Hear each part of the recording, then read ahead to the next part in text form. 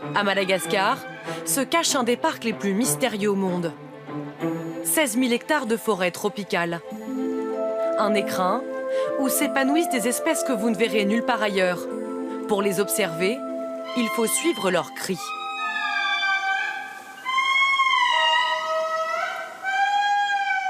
C'est grâce à ces chants que communiquent les habitants très particuliers de cette forêt.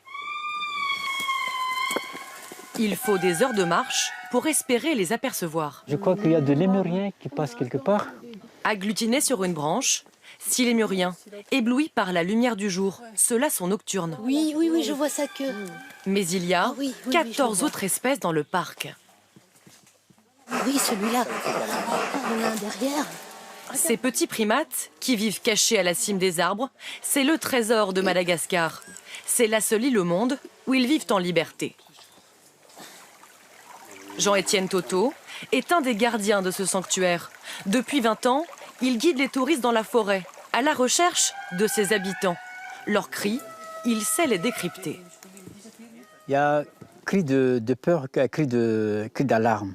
Il continue comme ça. Ça, c'est pour alerter le groupe. Et le cri normal, c'est fouif, fouif, fouif. C'est comme ça.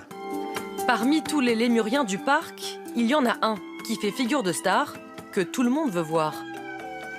L'Indri nous attend. C'est l'Indri, le plus grand lémurien au monde. Adulte, il mesure jusqu'à 70 cm et vit parfois 80 ans, avec une vie familiale presque comme la nôtre. Il vit en petite famille.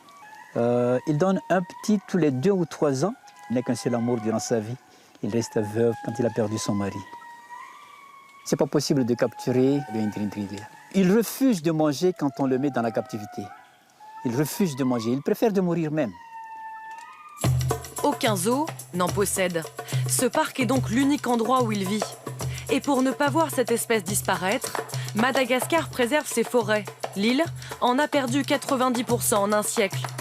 43 parcs sont désormais protégés afin de préserver une faune et une flore parmi les plus riches au monde.